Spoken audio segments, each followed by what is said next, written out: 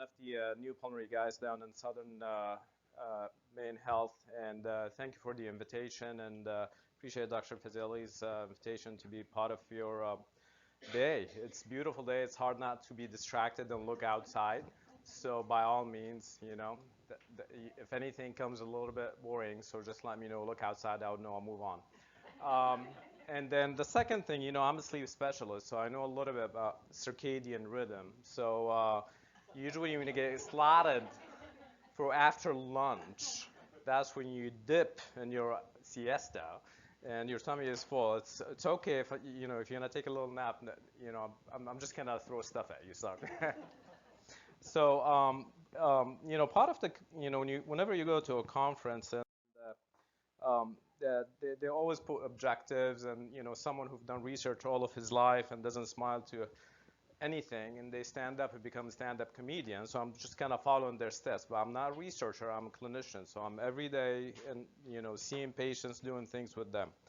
And my, you know, my goal for this talk is just kind of shed some light the things that I see from when they're walking into my office to the time they're on a ventilator potentially, and then potentially leaving the hospital in one piece and moving on to your domain potentially. So just an overview of it, and I'm sure all of you who take care of patients are involved, and you have a little bit pet peeves about certain things. So I'm going to touch a little bit about that as well. So in terms of COPD, chronic obstructive pulmonary disease, we're going to talk about the definition of it and just kind of you know, hammer that as much as you want and move on in staging and management. It used to be two bodies trying to govern this condition. You have the American Thoracic Society, which is a big body, does a lot of research, and you have the rest of the world. And they came up with the Global Obstructive Lung Disease Initiative. And then over the years, they came to a conclusion, we're just going to go with the gold standard. And that's what now addresses most of the COPD, but you will still see other bodies trying to make recommendations on how to manage COPD, and that's okay as long as they are following the gold standard, okay? And the gold standard in medicine, that's not where this came from. I think they just like played on the word and made it, it's like, we're gonna be with the gold. So that's how we're gonna roll. So what is COPD? COPD, by definition, if you open any textbook, it's a respiratory condition. It's a preventable, treatable, and characterized by persistent respiratory symptoms. And the symptoms are related to airflow, limitation, and alveolar damage. So the lungs are made up of tubes, alveoli, and COPD is both damage to the smaller airways and the alveolar sacs at the end of those tubes. So it's a problem that encompasses those two issues. And it's caused by significant exposure to noxious gases or particles. And most of us realize that smoking is the #1 cause for COPD. I've seen people who never smoked in their life, though, and we can, you know, go and discuss this further, who never smoked in their life, but they lived or grew up in a culture or a place in the world where they use wood stove and wood for cooking, and they end up with exactly the same presentation as COPD, or maybe at even an earlier stage, because that's just all they inhaled. So it's some irritant that you're exposed to on a daily basis, but most of the time, 85% of the time, is going to be tobacco smoking. And it's the 4th leading cause of death in the world. So, you know, if you look across, you know, 1, maybe heart, 2, cancer, infection, and then you got COPD #4, it's going to jump to the 3rd by 2020. So that's where this momentum is gearing up, trying to address this as a preventable disease. And COPD, and that is what the goal is trying to make us realize. When you see a patient who cough and wheeze and hag, you get sometimes, you're probably familiar with the term sticky diagnosis. When you get diagnosed with COPD, you get COPD for the rest of your life. That's one of them. COPD is one of those sticky diagnoses. So I can give you examples as we talk about it. And things that just yesterday I saw a woman who came in to follow up on her obstructive sleep apnea, but she had a stroke. For different reason, and she has this diagnosis of COPD. So we went back and looked at her history of exposures and or her pulmonary function test, and she did not meet the criteria for the COPD yet. She is at risk for COPD, but she has this diagnosis. And anywhere she goes now, well, you got COPD, that's why you're short of breath. But that's not always the case. So you just have to be aware of that part that we have to deal with in the outpatient world sometimes.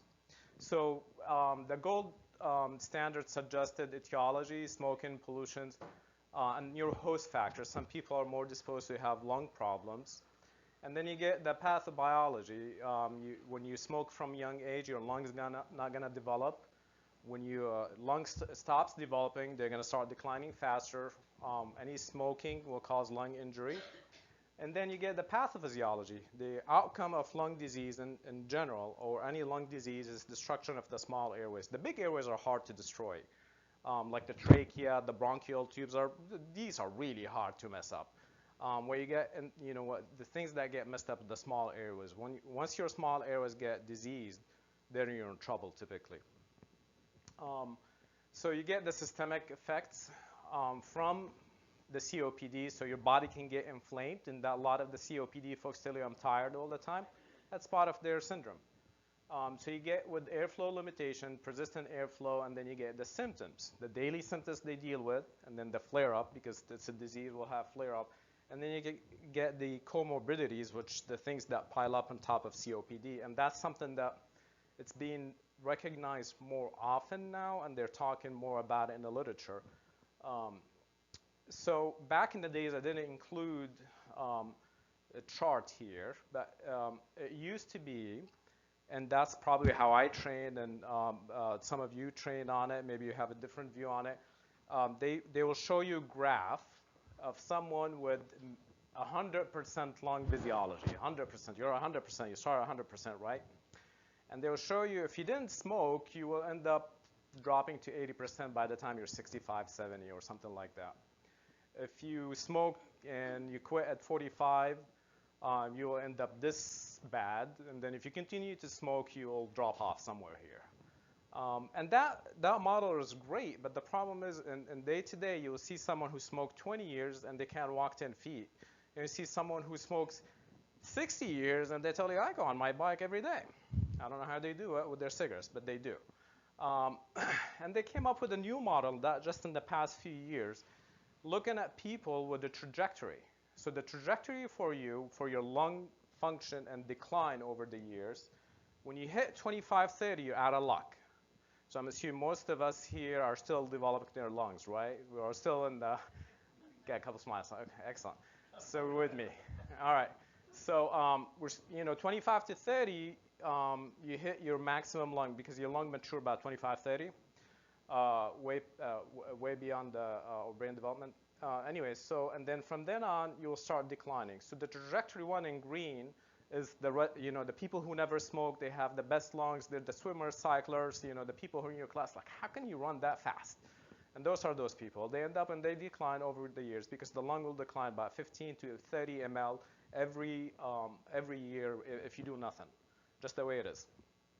But if you smoke, you end up with the red line and you slump into the COPD business. Now, if you had smaller lungs for some reason, you challenged somewhat in your childhood, you had a little bit of asthma, your parents smoked, something happened to your lungs. They never really hit maturity of the 100% because cohorts, lungs have different bell curve shape, really good lungs, so-so lungs. And if you don't smoke, you still decline. But you're not going to end up with COPD, but you may just get close to it.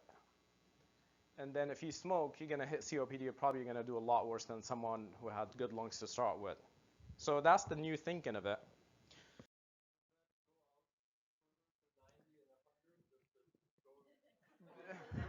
Yes. So, yeah, the cohorts that they followed here, I think they maxed out like 70 or something like that. But in our practice, and as you all know, when you follow those people, if they hit rock bottom, a lot of them stay at that. Now, some of them will continue to decline. And that's when we face in practice, you have someone with a reduced lung function, and we'll define what is reduced lung function. And their FEV1 is 30%. And they will go talk to a pulmonologist or a specialist somewhere, and you tell them you got 6 months to live, and you're done. And they come to someone else because they don't like what they heard. 5 years later, it's like, you know what? Doctor told me 5 years ago I got 6 months to live, and that didn't, pan out. And the reason is, it's a plateau at some point. But if you continue to smoke and the damage, you're probably not going to make it. Something else is going to get you. Yeah. Oh, I'm blocking my talk. Yeah. So the definition overview. So most common respiratory symptoms include shortness of breath, cough, and sputum production. So it's pretty easy for us pulmonologists. We have 3 symptoms or 4 symptoms to ask about. Do you cough? Do you wheeze? Do you get short of breath? And then, there's one, do you cough up blood? And that's the alarming one.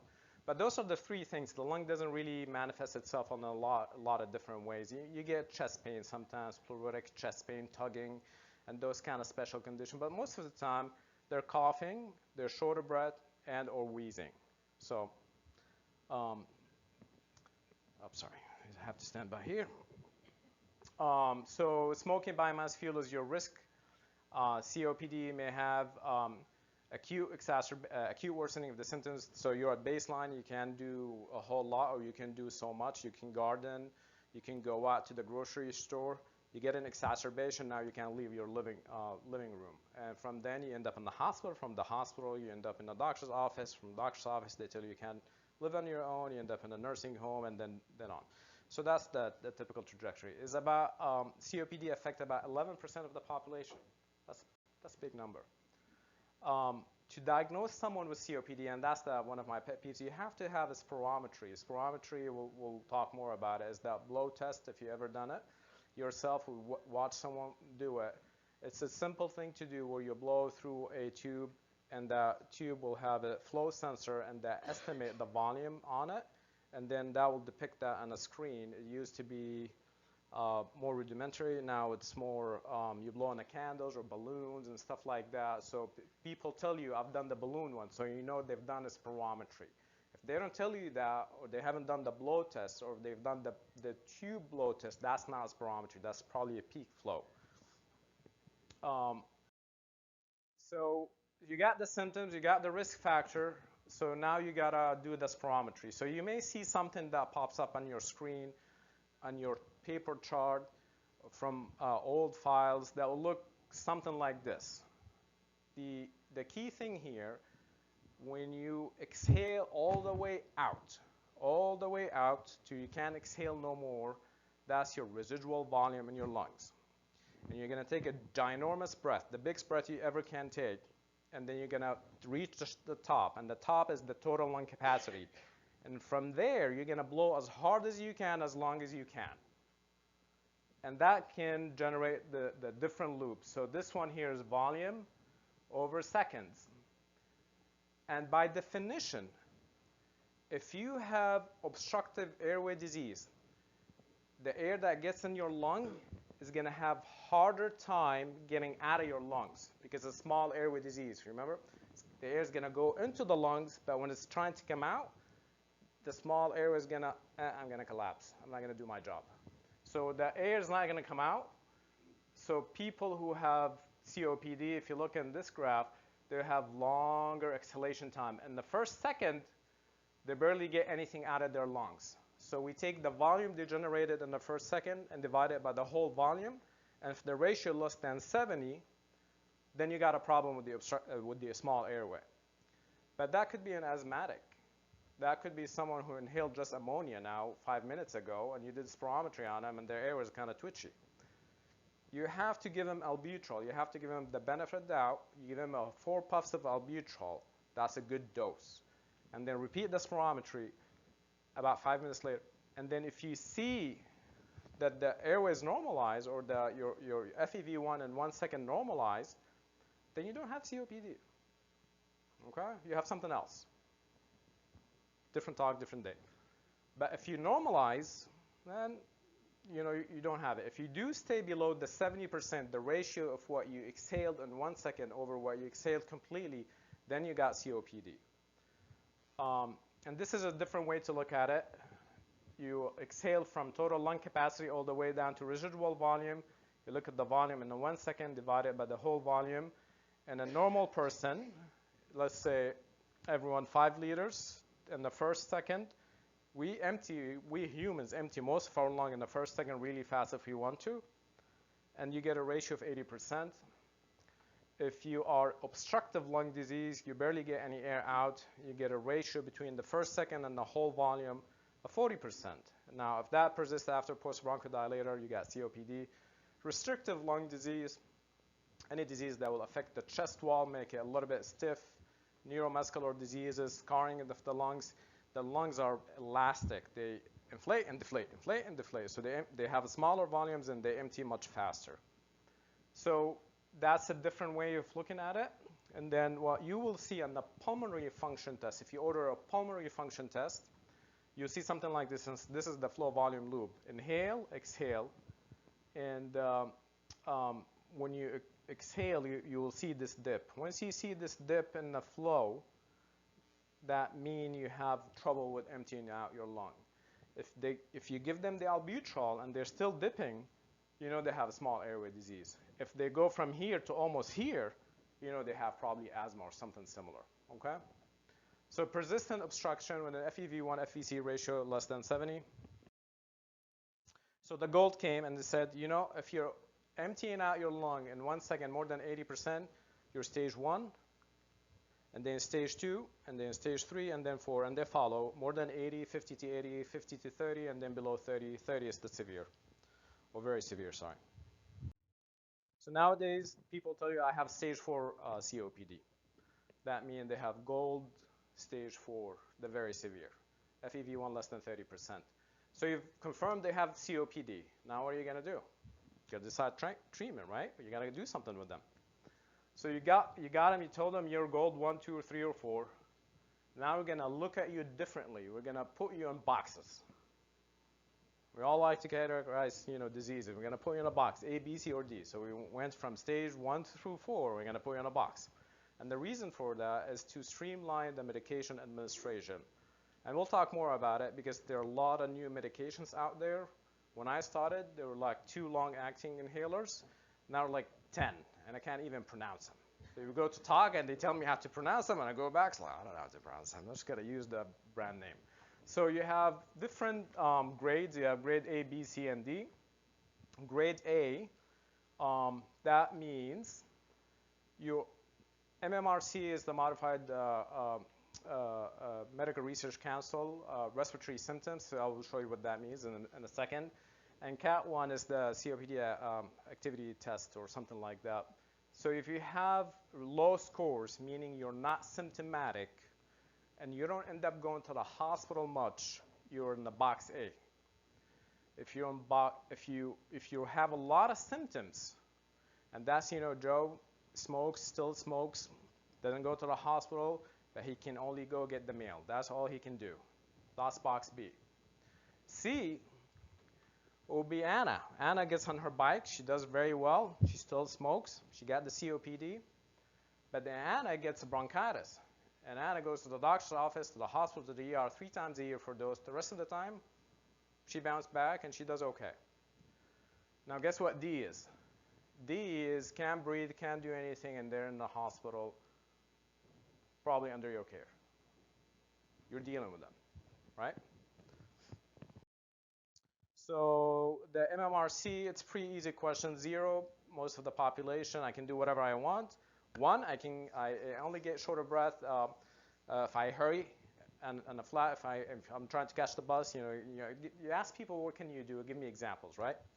We're going uphill. You get short of breath. 1. 2, if I walk in with my friends about my age, I get a little slower. They have to wait for me. 3, the 100 yards. And it's very hard to estimate 100 yards. So I tell them, driveway, how many cars can you fit in it? And then we start calculating. And your car is 2 yards long or something like that. And then you can fit 6 cars on it on a good day. And you go from your front. We get to it eventually. We spend half an hour on that part. Are you at the 100 yards? Oh, the 50 yards. Where are you in the yard line here? And then 4 is pretty easy. You know, I can't do anything. I just go from the kitchen to the living room. You guys are probably familiar with that. And then I scoot around with my oxygen behind me, and then we all do very well. And then the interesting part, I hear that all the day. Well, my sister got the COPD, and she feels fine. And I was like, what does your sister do? Well, she just sits at home. It's like, what else she do? It's like, well, she had the oxygen. Why can't you give me oxygen? It's like, what else your sister can do? It's like, she can't go upstairs. She can't go in the cellar. She can't do anything. She sits in her room, and she doesn't feel short of breath. That's 4. But she doesn't complain of shortness of breath because she's not challenging herself. Okay? So the COPD assessment test, you guys do that all the time. You ask those questions, but they have a fancy tool for it. Do you cough? It's like, yeah, all the time. Do you bring phlegm? Yeah, all the time. Do you feel like you can't sleep? Yep. Do you feel like your life sucks? Yep. So, you know, you go down and then if you get 10, you're done. You got your symptoms and you got your everything, you know. So that moves you to category B or C or D right away. So now what are we gonna do? And I'm going to talk in abstract here, and then we'll talk names and medication and brand names, because that's what we're most comfortable with nowadays, unfortunately.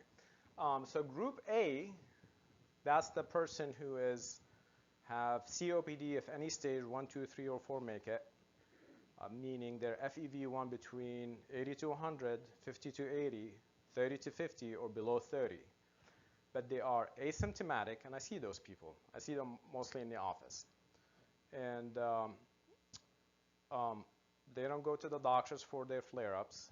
They don't end up on prednisone. They don't end up on antibiotics. They don't go to the urgent care. They don't go to the ER. So they are group A. And those people, you can offer them a short-acting beta agonist or antimuscarinic, short-acting. So albuterol, ipratropium, or combination of those. And they usually do okay. Okay? Now, if they're not doing too well with albuterol or ipratropium, give them both. Now, if you're group B is you got the COPD, you have the condition, but you're quite symptomatic. You can't do a whole lot. And the recommendation now is to give them either LABA or LAMA. There's going to be a test here at the end of it. LABA, LAMA, how many of them? So LABA is long-acting beta agonist. The LAMA is long-acting antimuscarinic agent. And those are the newer medications. Now, we've heard about Spiriva. You've used Spiriva probably quite often or prescribed it. We've seen people on it. That's LAMA. LABA is Forudel, salmeterol, formoterol, those type of medications. So one of them. Notice we're not using inhaled steroid for those folks. So you're doing long-acting agents that will last 12 to 24 hours. Now, if they stay short of breath, despite the LABA or the LAMA, you add them together. Now we have inhalers that combine them together. I'll show you some names of them. Now, if you are group A, you're really not that symptomatic, but you got COPD, and you've made it to the hospital one time in the past 12 months or the doctor's office twice. You had 2 exacerbations. Then you're going to start with the LAMA right off the bat. You still got the short acting. That's in your pocket. But you're just going to start with the LAMA, and then you're going to end up with the LAMA-LABA if you're still symptomatic. Sidetrack for LABA plus ICS, which is inhaled steroid. That's your Advair. Now, what happens in real life when people have COPD? They're always on Advair. And that's what happens. Everyone is on Advair. And that's okay, because that's the teaching back then. You got airway inflammation, you want to give them some steroids, and you get bronchodilators. And you don't want to miss that asthmatic who's trying to fake you out as a COPDer, and you miss on the inhaled corticosteroids because they can get in trouble with that inhaled corticosteroids. But now they want us to do LAMA, Spiriva, or similar, and move on to combination of LABA and LAMA. Okay? Now, this is what you deal with, probably, or you see all the time. You're going to start with LAMA-LABA right off the bat, the long-acting beta agonist and the antimuscarinic. And you move on to LAMA-LABA ICS if they're still having exacerbation or symptomatic. From there, you can consider azithromycin long-term on those patients with a special caveat I'll tell you about later. Or you add roflumilast, which is Daliresp. And that is a medication, phosphodiesterase 4 inhibitor, which is an anti-inflammatory. You can add that if your patients have terrible COPD and you maxed on all the medications that are out there by inhalers and they're still flaring up and it works really well. We don't use it here much because all the research coming out of it on it is out of Europe. The first trials came out of Europe. Most of the stuff is done in Europe. Not many people use the Lancet and stuff like that. So it just stays there. And then we use it here some, but it's not disseminated. And it's a good medication. Doesn't really have much side effects, but we'll talk about it in a minute. Wherever you start in group D, which is the most symptomatic, the vexing problem for our COPDers basically is group D, because they're the one you're seeing most of the time. They're the one you send if you're managing nursing home or seeing your practice. They're the one you're gonna see go in and out of the hospital, and those are the one they're gonna use the most resources, and they're gonna have the higher morbidities and possibly mortalities, and we'll talk about that a little bit. Any questions about this? Is it clear? Does it make sense? I have to remind myself every morning when I go to work, it's like, which one do I go to? Yes, sir. Is the macrolide more for the anti-inflammatory? Yes, it's the anti-inflammatory. Not anti-infective, correct. So the 250 once a day or the 500 3 times a week with the azithromycin. You know, given if they have normal EKG, no arrhythmias, and they're not bone marrow transplant. We used to use them both post-bone marrow transplant for prevention of bronchiolitis obliterans. Just recently, they came up with something, in those populations, they're seeing higher risk of recurrence of a cancer just by being on azithromycin. So in those populations, if you have any patient on azithromycin who had bone marrow transplant, you have to look at them and say, do you need it for your COPD or your bronchiolitis obliterans, or can we get away with it? But I'm sure the transplant centers are going to be looking at this a lot closer. Yes, sir. If somebody is a B, would you take them off the steroids, and how do we know that they're not a B because they're on the steroids? Great, excellent. There are 2 trials on that. The Wisdom trial and the Instead trial. And they looked at those exact population that you're talking about, and they withdrew their steroids. The only thing you have to be sure of if they don't have asthma. If they have asthma, if you're worried about asthma, taking the inhaled steroid from them may backfire. But what they found, if they're not flaring up right now, if they're at baseline and they're on LABA and ICS, and you downgraded them to just LABA, they do just fine. I take that with a little bit of grain of salt because the people who are making those trials are the people making the LABAs on their own. So you just have to be aware. I'm always going to be biased by that. So if your patient actually, you took them from LABA, ICS, and they start flaring up, then you got to say, well, the ICS was probably helping them. And that's okay in this population here who have the flare-ups, okay? That's what the sidetrack here to add the ICS. And the reason I talk to them about the inhaled corticosteroid. And asthmatic, you have to give them inhaled corticosteroid. If you treat asthmatic with that inhaled corticosteroid, you're in trouble.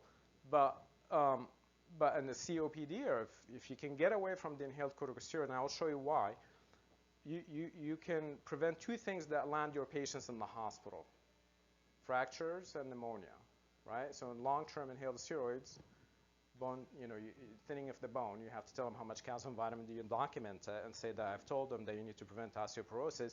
And the second thing we see in people who have COPD, if you give them inhaled corticosteroids, there's a signal for pneumonia. So here we are trying to prevent their COPD exacerbation. They end up in the hospital with a pneumonia. May not be related. This is population studies. May not apply to your patient, but this is a wide population. Thousands of people. You'll see a small blip on the pneumonia radar. So, what the Canadian done, and that was just recent, in the past couple of years came out. They looked at the small, single center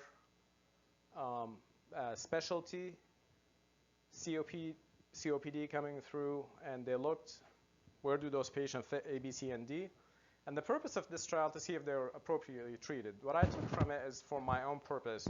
In my practice, what would I likely see? And this is exactly what you expect. You're going to see most of your patients in group D. 60% of the COPD patients who are in your practice or in your office or coming to you or you're taking care, they're the most symptomatic. They have the highest rate of exacerbation. You're going to see a very small fraction in group A. Those are not very symptomatic and they don't flare up. It makes sense. And then C, they just flare up occasionally. And then B, they're quite symptomatic. It will be the third high, so the second high. So D and B, basically, they're going to be the bulk of your patients. They're going to be symptomatic and flaring up. So medications. So there's a test on this at the end. When I started, there was albuterol. Levoalbuterol just came out. It's probably been longer than then, but I just learned about it. It's very expensive. And there was salmeterol and formoterol. That was it. Now we have indacterol and olodaterol. And those are all long-acting beta agonists. So your albuterol is your rescue inhaler in your pocket. And those guys here are your long-acting beta agonists. And then the short-acting antimuscarinic, the only one available is Atrovent or ipratropium. Anticholinergic, the tiotropium was the game changer. Spiriva, when it came out, reduced risk of exacerbation quite significantly, 20%. It was available only in the capsule.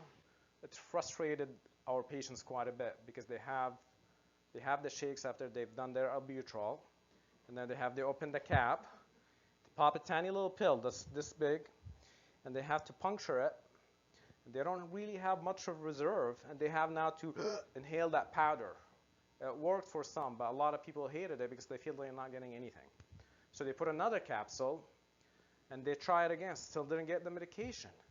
It's like, Doc, I can't go to the bathroom. It's like, why? I don't know. You just started taking this medication. You ask them, how many of those you were doing today? It's like 2, because the first one never hits me. I get it in the second time. They're giving themselves the side effects from Spiriva, which is urinary retention. Just be aware of that. So they came up with the Respimap, and they start charging more for it. So that's great.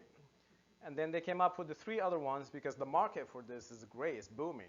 Everyone's getting inhalers. And like $300, $400 a pop, each one of them. So you can see this can add up to big money. And then you have the combination, and that's the Lama-LABA that they came up with recently, which is great. I have some patients on those, but a lot of the time they're on inhaled steroids, and that's when we're starting to have conversation with them about maybe taking you off the inhaled steroids unless you have really the asthma. Back to your question. So we're seeing more of those combinations. Back in the days, we didn't have those combinations. 10 years ago, no one would do anything with that inhaled steroids. You always had inhaled steroids in the mix. Nowadays, we're doing without the inhaled steroids. And then the short-acting, that's your Combivent. And the Combivent was an HFA MDI. Now they switched it to, because it's getting to the point generic, I believe, and they switched it to Respima, and they killed the other form. And then theophylline, always in the mix. I don't use it much. I had colleagues who still use it quite a bit. Here, I don't see it at all. in this area, I don't see it at all. So, but it's something, it's out there. It's it's a mesoxanthine, and it works by giving you it relaxes the smooth muscles in the airway. So it's a very weak bronchodilator. And used to be the people who practice longer than me tell me that's all they had. You know, when people are flaring up, they put them in an immunophilin drip, and they wait and make sure their liver doesn't, falls apart. But nowadays, it's not available as much. It's always shortage in it. So you put someone on it, and you want to regulate their dose. It gets tricky because it interacts with so many different medications, and has a very narrow therapeutic window. You have to measure their liver function tests, watch their counts, and make sure they're taking it appropriately, and then interacts with everything else in the market. So, so by all means, it's a dying medication, but for some people, it still works. So I'll just leave it at that. N-acetylcysteine, available at your neighborhood drugstore over the counter, is Mucomist. It's what you get if you overdose on Tylenol. But it's available in a pill format. You can buy it over the counter. You can get like 60 pills or 100 pills for like $5 or something like that. And if you're flaring up quite a bit with your COPD and the phlegm is sticky and everything is bothering you, it wouldn't hurt to throw it in. It doesn't have side effects, and you just see if the patient will feel better with it. So it's something that's included in the GOLD guidelines. The inhaled corticosteroids, that's the latest one, the cyclosinide. I don't think I've ever used it. The fluticasone, the Furey is the long-acting, 24 hours. Everyone knows about fluticasone, propionate, because that's what we put in Advair. And budesonide, if you treat kids, in this group, probably all of you treat kids at some point. That's what you put in the nebulizer, and that's the only one if you have a pregnant patient that is labeled category B. All the inhalers, C and X. That's the only one inhaled steroid that you can put a category B. So you do the combinations. You can have the combination long-acting, and those are mostly for asthmatics. And then the approved medication for COPD exacerbation, I don't want you to pay as much attention to it, because this is from the COPD Foundation, which is, I used their slide just for the purpose of demonstration names, but they may have other reasons. The brand names, the most interesting name is this one, Udobron Neohaler Inhaler. Say that 3 times to your patient, ask them to repeat it, and say, I'm going to put you on Udobron Neohaler Inhaler. But it's basically combination long-acting antimuscarinic and beta agonist. Bevizbi is the same thing, Stiolto. That's the maker of Spiriva, Respimount. And the Anoro, that's the maker of the Brio and the Incruz. But those names are available in the handout, but basically there are many, and we're going to see more of them as they develop similar ingredients that you can nebulize or inhale. The new thing that I saw, the most recent one, I haven't had to try it yet, is the medication in this one here, the glycopyrrolate, which is a long-acting antimuscarinic. All of those are either dry powder inhaler or mister or meter dose inhaler or dry powder.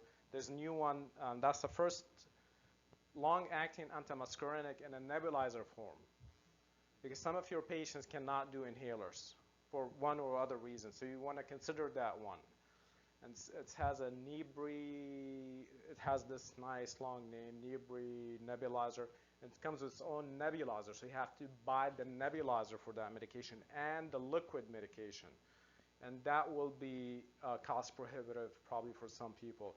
But that may be something to look into if someone cannot coordinate this puff. That's the hardest thing I see in my office. I ask them, how do you do your inhalers? So you've probably all seen different ways of doing inhalers. I've had patients who do their inhalers like this. it's like, no wonder it's working for you. Great, everything's, nice and tight. But, what I'm trying to say, we go to extra length to make sure when you're doing your evaluation that your patient is doing the inhaler right. Because we all have friends and family members, and we all tell them, I went to the doctor and nothing is working. And they will tell you, well, I got this drug, you know where this conversation is leading, right? And it works great for me, and I have extra for you. And you take a pill, and everything is working, right? Well, the inhalers happens the same way. The other day, this person came tachycardic, shaky. He's like, what's going on? He's just nervous to see me. I've never met him before, or something else. We went through the medication. He's being prescribed Advair, okay? And Advair, it comes in two ways, the discus or the pumper, the MDI. So he has the discus prescribed by his primary care provider, and he has the MDI, the HFA, from his friend. So he was doing the Advair in the morning, and he was doing the Advair HFA as needed. Now, yeah, you know where that, you can be, I told him, you can be dead. There's no, this is the end out game for you if you do that again. So, because on those medications, the salmeterol, you have a max dose on it. You cannot exceed the max dose. If you exceed the max dose, you get yourself in trouble. That's the same thing with the Spiriva and the other ones. So we will have a lengthy discussion, and we'll talk about that, and then see what happens. So I'm just going to sidetrack a little bit about asthma. We're doing okay on time?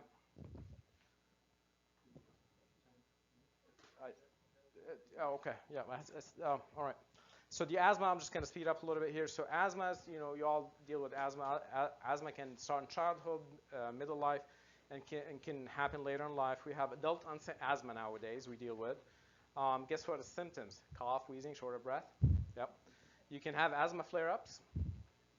Asthma treatment is completely different from COPD. Asthma, you have to hit the airways with inhaled corticosteroid, reduce the inflammation. There are other treatments. Guess what? There's asthma COPD overlap, and that's a new designation. And that changed how you manage your patients, because if you think they have asthma, you gotta keep them on the inhaled corticosteroids. So about 15 to 20% of the patient presenting with COPD, they have the asthma component. So out of 10 patients walking in your office or you're taking care of who labeled COPD, they probably have asthma mixed with it. And the reason is it's hard to differentiate because it's almost impossible. Why? They have the same symptoms, they're almost the same physiology and their testing. The only difference though, and that's what we want to keep an eye on, is down on the bottom, is very positive post-bronchodilator response. That's where it comes back to the spirometry with the bronchodilator to do that part of the pulmonary function test. If you see their FEV1 was like 2 liters and you give them the albuterol and they jump to 2.8 liters, and they tell you I felt great after the albuterol, the lungs opened up, there's a hint to you that this person may have asthma. That's significant post-bronchodilator response, we call it. But they still never met the 80%. So they're still down below in the COPD gutters with us. So the key point here is those people may give you that hint. The second hint is high eosinophil count. So eosinophils, the white blood cells that go up when you're allergic, atopic. That's very hard to see because a lot of your patients don't have the white blood count response, or they've been on prednisone and so forth. So you go back and you look for eosinophilia. And that's one of the conversations we and the asthma specialists usually talk about. We see a lot of complete blood count. We almost never see differential. If you don't have the differential, you're not going to know what their makeup of their 10,000 white blood count. If they have high eosinophils, then you got a clue they have asthma. So now you have a new paradigm shift to how to treat those people. And so you have suspected COPD. You did the exposure, the symptoms, you did the spirometry, the bronchodilator. You went down the COPD route, LAMA, LABA, LABA, LAMA, add ICS. You did the asthma route, mild ICS, a little bit worse, LABA, ICS, not very good. You add the LAMA here. Versus in COPD, LAMA is number 1. And ICS comes way down in the game. So it's almost the they're almost the exact opposite. Now, if you have overlap, guess what? That's yours. The LABA ICS. So what I think happens, and that's, me too. When I see a patient and I can't tell, there's no CBC on them, there's nothing I can tell. They may have exercise-induced asthma when they were 18. Now they're 79. They don't do exercise-induced asthma anymore. And they coughed and wheezed a little bit in their 20s. Who knows what that was. And now we smoked for 50 years, but they start smoking at age 10. I don't know if they have asthma or not. It's going to be really hard to know. I'm not going to put them through a whole test called methicillin challenge test to find out if they're going to shut down their airways. I'm not going to do that. So I might start them in LABA ICS. So you'll see that in practice, just because it's impossible to know sometimes if you have asthma or not. Now, if you have family members and then you got, Aunt Franny who doesn't remember anything, just like everything is good, and then you talk to their family members and they tell you, oh yeah, she coughed and wheezed since she was a kid, then you have a good clue about what's going on. If they just made it to your facility and you've never met them before. So that's just the paradigm shift. Now, another one about the European. They have the first grid, and they added one side to the bottom and one going up to the top from the side, and they just mixed it, and they made more arrows. I'm like, geez, I can only keep up with 4 boxes. Don't add more to it. But anyway, so that's the take message. You have to be careful with the inhaled corticosteroids if you have an asthmatic in your hand. Beta blockers has always been implicated in COPD. Yes, sir. 5 minutes. Okay, try to speed up here. So you have beta blockers in COPD, and then turns out to be pretty safe to give people with, unless they're having acute, bronchospasm, to give them beta blockers. The FLAME trial came out in the past couple years to look at the combination of the LABA-LAMA versus the LABA ICS, and they turn out to be the LABA-LAMA works better than the LABA ICS. And that's from 2016 New England Journal of Medicine. That's the FLAME. We had the TORCH before it. Now we have the IMPACT. And the IMPACT looked at the triple therapy, and that's the only one on the market that I know of is called a Trilogy, which has LABA-LAMA and inhaled ICS all in one shot, one puff, once a day. I don't speak for those companies, but it's pretty amazing what they came up with. Your patients barely take inhaler a day. If they're in category D and you're at wit's end, you're going to do something for them, put on a combination therapy, the triple. LABA, LAMA, inhaled combination therapy. The problem is insurance won't pay for it, likely. But there's medication assistance program for them. So just be aware of that. So the triple therapy, triple threat, is better than the combination, the LABA-LAMA or this is the ICS LABA or the LABA-LAMA. And that's the annual rate of exacerbation goes down with the triple therapy. So higher rate of exacerbation is still less than what would you see if they're not having any medication, but it goes down by almost 30–40% there. Back to why we don't want to put them on inhaled steroids unless we really have to, because the people who have triple therapy, they will have 8% chance of pneumonia. If they have steroids in their combo dual therapy, they have 7% chance of pneumonia over the year. If they're not on any inhaled steroids, it's 5%, and that turned out to be statistically significant, so it's important to know. You're familiar with probably when the Advair and all that trials came on for the asthmatics, the combination therapy, they put a big black box warning on them. Sudden death. So here you go, you're having the asthmatic in the office, like, I'm going to give you this inhaler that will improve your asthma symptoms, but at the same time, you can drop you dead, because we don't know why, because it has a big black box warning. No one knew why, and they were a lot of theories. My theory was they were overdoing it, but because they're severely asthmatic, they were using it like they were not supposed to. But then when they did it in rigorous trials and they followed them, they saw no signal. Okay, and this is 3 different trials, 5,000, 5,000, 5,000, 17,000 people. There's no risk. The hazard is 1 and it crosses the 1, so there's no risk. So we put it to rest. There's a New England Journal article about it. They've talked about it. the FDA should remove the long-acting beta agonist from all inhalers for asthmatics. This is just for asthmatics. For COPD, we don't care because we don't really have enough data on that. Quick long-term oxygen therapy. Your patient will ask you for oxygen. They will only qualify for oxygen if their oxygen is 88% or below. The moderate hypoxemia, there have been trials on it between 89 to 93%. They've done trials on it. It doesn't do anything. It gives them maybe symptomatic relief, but it doesn't reduce your mortality or morbidities. So that question is being put to rest. So long-term oxygen therapy, the key trials, the NOT and the MRC, and those showed that if you use oxygen for someone who's hypoxic, severely hypoxic, at rest, 88% or below, for 14 or more hours a day, no one will use it at 24 hours, trust me. They will live, they will survive, and the survival rate here is pretty good. They're like 40% death, dying off versus 22%. So oxygen therapy is the only thing you will prolong your patient's life if their oxygen at rest is below 88%, at or below 88%, or if they have the other stuff. Yes, sir. I mean, we often see people who are still smoking and using oxygen. Crazy, isn't it? What is your Yeah. What is your take on how dangerous is that? That's pretty dangerous. Yeah. I've had a guy land in trauma unit because of airway burn.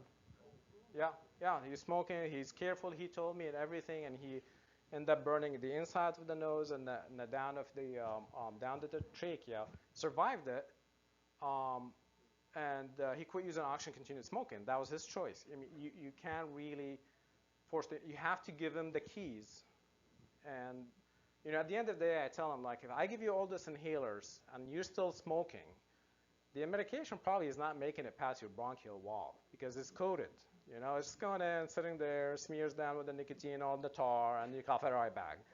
But we're doing it. If you practice in UK, and I've met some, folks, and it's like she's in a little hospital, there's a little story, sad story. It's like, what did you do? It's like, I have all those COPDs. What did you do? It's like, I discharge them all if they're still smoking. Discharge them from practice. Because you can't fix them if they're still smoking. So the first thing to do, tell them to quit smoking. And you all smart people, I don't have to tell you that that's the first step in management of COPD. I assume we passed that. But that's a very, very valid point. So moderate hypoxemia doesn't work. Don't give them oxygen. Management of COPD exacerbation, prednisone, that's the gold standard. 30 to 40 milligram per day, and you taper it over 9 to 14 days. Shorter course, what I see done in the ER doesn't work. They give them 5 days, it doesn't work. You have to give them longer steroids, okay? And taper it down because most of your patients are fragile. If you give them 40 all the time, they will bounce off the wall. So taper it down and easier on their adrenals. I've had a lady who just came 2 days ago. She's been on and off steroids, and then she stopped steroids when she went back home from rehab, and she fell to the ground, and she couldn't get up. She got admitted, and they were thinking maybe COPD flare-up. I'm like, okay, again?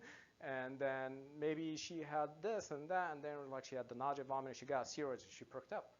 At the same time, when she fell, she hemorrhaged her left thigh because she's on Coumadin, right? So you get like hematoma here, and then, anyways, long story, but you can go in adrenal insufficiency really quick in the elderly. So you have just to be careful with that. And you tell them if you start getting shaky, nauseous, you feel like your legs can't carry you, that could be because your adrenal glands are not kicking.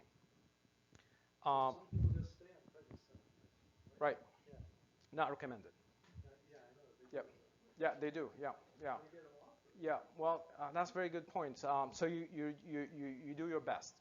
And then those people, sometimes I have a lengthy conversation with them and tell them, I know it makes you feel better about yourself. Long term is not going to do you any good. You're going to fall, break your hip. You're going to have skin tear down. You're going to have an infection. The side effect from the 5 milligram prednisone is not going to keep you, it's going to keep you in more trouble than benefits. So sometimes I use my friendly endocrinologist, if they're available, to help me taper those people off, and sometimes I have to do the longest taper off. 5 milligram, 4 milligram, 5 milligram, 4 milligram, and then slowly over, and there's no guarantee that their adrenal gland is going to wake up. So, yeah. So an outpatient, because most of my patients are on prednisone when they flare up, I tend to use penicillin, Bactrim if the kidneys are okay, doxycycline. I shy away from fluoroquinolone, Cipro, and levofloxacin. There's a little black box warning about levofloxacin plus prednisone. They can cause tendinitis. So now they survive their COPD flare-up. They ended up with tendinitis and Achilles tendon rupture, and they can't exercise anymore. So you just have to be aware of that. In the hospital, and I used to do that all the time, now they're shifting to just give them oral steroids. They're finding if you give IV steroids, you're overloading them with the steroids. You're giving them so much steroids, and the side effects are more than the benefits. So just oral prednisone works just fine. If they're right, yeah, the pharmacokinetic. 125, 80 Q8, 60 Q6. Those are the fancy. Yes, like just do it. You know, that's what you do. But now it's like prednisone. Okay. You put them on BiPAP, and there's a route to get them on BiPAP. Since time is limited, you have, this is in the handout, there's like some weak evidence and strong evidence for what you do for COPD exacerbation. Key thing is oral prednisone antibiotics. How do you prevent COPD flare-up? You give them NAC, you give them LABA, Spiriva. Roflumilast is really good if they can tolerate it. Side effects are nausea, vomiting, diarrhea. Psychiatric, they can have psychiatric symptoms, and then insomnia, they won't sleep. So you can start at the lower dose. It doesn't work. You have to get them up to the 500 microgram once a day. The comorbidome, that's the new thinking. So the center of it is death from COPD, and the prevalence of the conditions, and the closer you are to the center, the higher likely you're gonna sink. The interesting part here, you're all aware, you know, hypertension, high cholesterol, heart disease, pancreatic cancer, all those are bad things to have. Lung cancer, obviously. But they found a signal here when they looked at all the trials, the anxiety and breast cancer in women, as an indicator they're not going to do well long term. Low dose CT scan, lung cancer screening, I'm going to add that. I added after a slide that we got to talk about it. The number needed to screen to prevent one death is 320. That's an annual low dose CT scan of the chest. You qualify if you're a smoker more than 30 years between age 55 and 80. That's recommendation grade B from the USPTF task force. So this is the real deal. If you think about it, to prevent one death from a colon cancer, you have to do 871 colonoscopies. Mammograms in the highest risk, 377. In the low risk, 40 to 60, 2,000.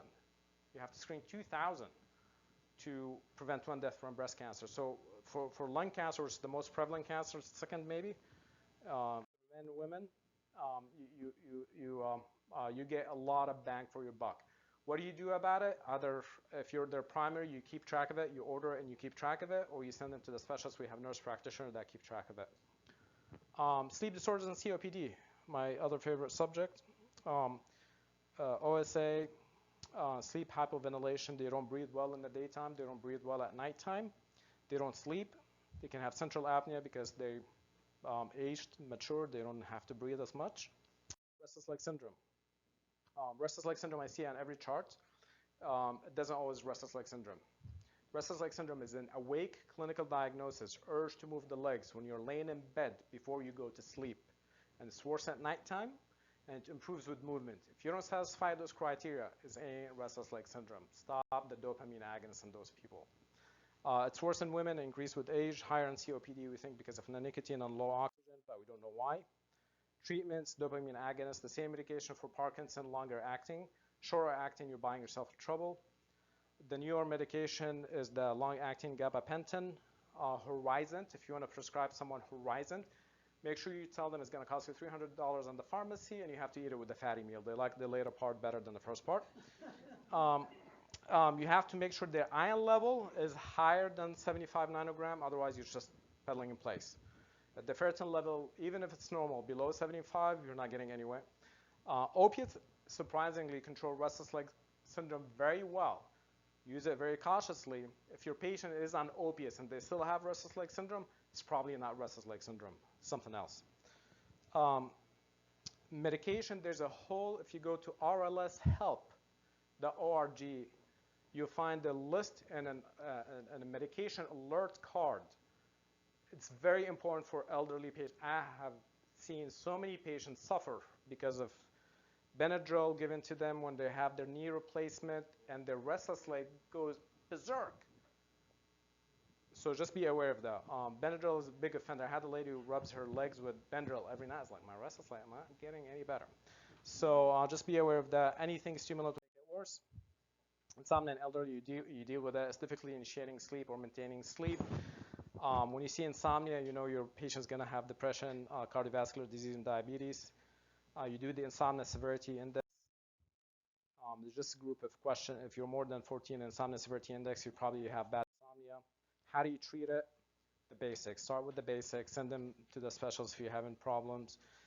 Medications, avoid the Z's.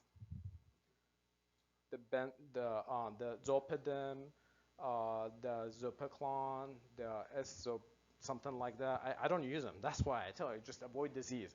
The Z drugs. And patients who you probably look after, they're going to fall, they're going to get confused. Even if they tell you, I don't have problem with my memory, they do have problem with their memory. I've had 40-year-olds, we take them off Ambien, and they come back later and say, you know what? I was driving to work every day, and I don't remember driving to work. I didn't realize it till I came off Ambien. So just be aware of that. Trazodone, American Academy of Sleep Medicine recommends against it. Everyone use it. Doxepin works really well maintaining sleep. Lower dose if your patient is above 65, 1 to 3 milligram. Not much of side effects. It's a very weak dose. It's available in generic, a liquid.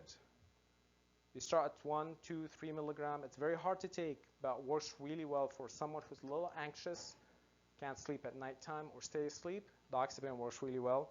If you're comfortable dealing with depression, you give them mirtazapine. Ramelteon, Belsarma works.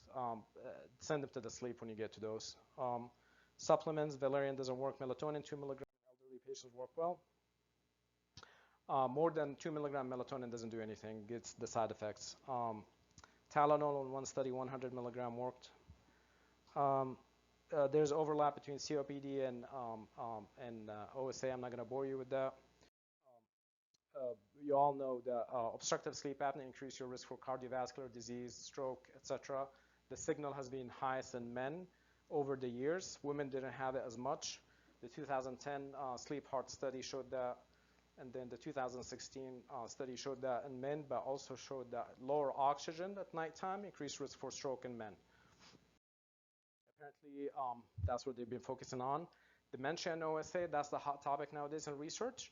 They're finding a link between amyloid deposition in the brain and lower amyloid concentration in the CSF fluid, and people have obstructive sleep apnea. They're not treated.